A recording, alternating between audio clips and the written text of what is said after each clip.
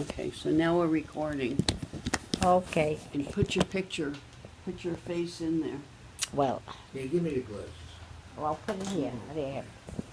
Okay. Can you see what I yourself have? now? Yeah, I see myself. I look gorgeous. And it's recording now. Okay. Well, we're picking up now where I left off. I said, let's back up. I must have been about 7 years old, and my bedroom was in the front of the house. I shared the bedroom with Aunt Gilda, and I remember hearing clunk, clunk, clunk, clunk. That was a horse and wagon. And in must have been the mid-30s where the milkman used to deliver the milk to the store, because Grandpa Hyman, our father, was your grandfather, but our father, he had a grocery store, and the milkman used to come with the horse and wagon, and that's what I used to hear.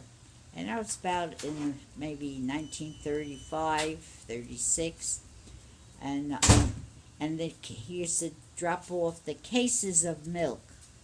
In those days, milk came in a bottle, not a container.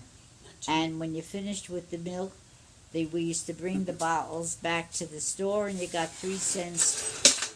That's 3 cents you got back. What was that? Deposit. Oh, that was a deposit. And you know, as we got older, we used to help in the store. Each one, we weren't told what to do, but we realized that our parents were working hard to support us and give us beautiful things, and we used to help out. Father always let us go to the register to take out. Oh, and another thing was that we used to wait on the customers, and what I used to do, as I said, I was about 8 years old. I used to take care of a customer, and we had big brown bags that we used to put the price of the items on the bag and then add it up. And my father would never get an adding machine. He wouldn't get an adding machine, our father Hyman. And but being so young, I didn't trust myself, so I used to add it up and then give it to my father to go over it, and of course it was right. And when the customer gave me the money, I was able to give the change. And this happened. Uncle Morris used to take care of the customers and help unpack the groceries that came in, and Aunt Gilda, and your father used to help also. And we all chipped in. We knew that our parents were hard workers to support us, and we didn't have to be told what to do. We knew ourselves. And then unfortunately, the war broke out, World War II, and food was rationed.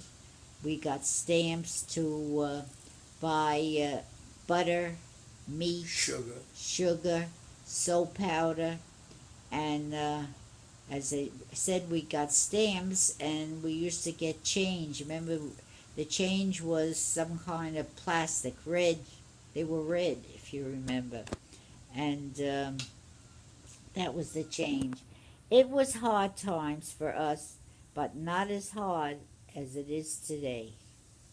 I mean, um, people were getting checks from the government because they couldn't afford to buy their food or pay for their lodging, and you know, Grandpa Hyman, he was a good-natured person. He used to give credit. We called it settlers because they used to write their name and whatever they owed us in a book or a bag, little bags, their name and what the credit was. And when they got their check, they would come in and pay for what they owed us. And sometimes they took the money and they went to Bohack's or A&P, because after a while it wasn't this small pop and papa store. They used to go to the big market. They said that it was 2 cents cheaper. So for 2 cents cheaper, they used to go to this little market, Bohax it was called, and then A&P came in, and so, but that was life when we were growing up.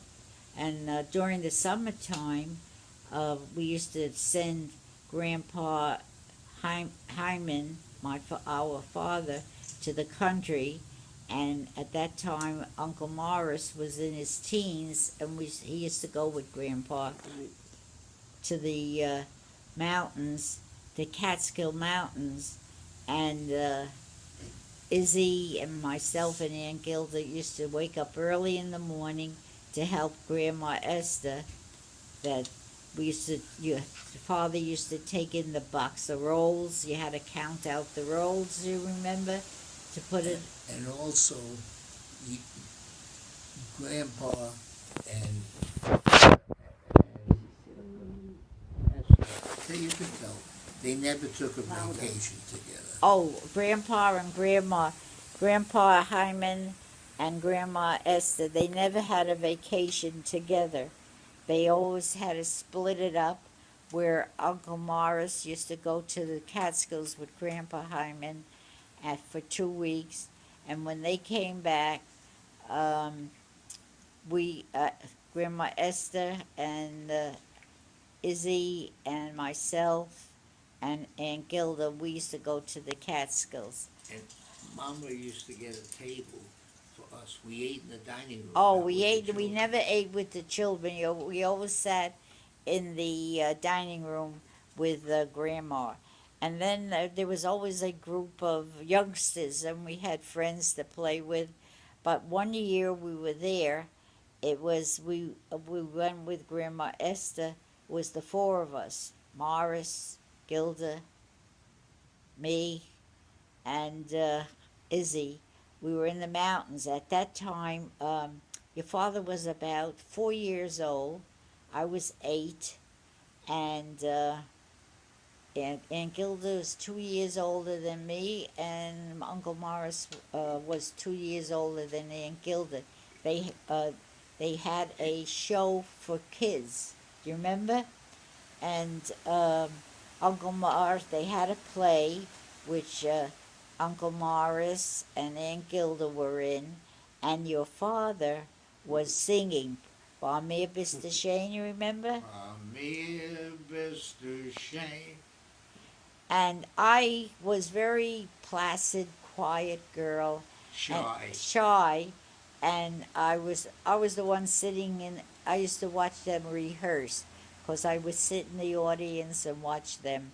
And then I decided, my mother's going to be in the audience, and she's going to be so proud of them, and here I'm sitting watching them. So I decided to sing also. At that time, I did have a nice voice, and I remember singing Barmir Mr. Shane. Oh no, wishing will make it so. That's what I sang. Wishing will make it so. Just keep on wishing, and you will know. If you will wish long enough, strong enough, you will always know. Wishing will make it so. That's what I sang. And Joseph, oh Joseph, Joseph, won't you make your mind up? And I felt good. I was able to get up in front of an audience and perform. And the grandma was sitting there. She was so proud of us. And what happened after that?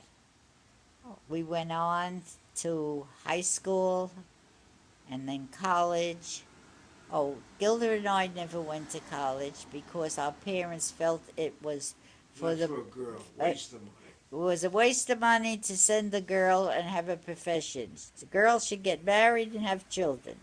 And the boys graduated. Izzy went to Queens College, and Morris went to NYU, and until we got married. So how did Uncle Norman, how did I get to meet Uncle Norman? I did go out with boys, but that wasn't serious. In those days, we never went to be serious. Groups, went out with groups. We went out in groups, that's right. And we belonged to Jewish clubs. And so, where do we go from here?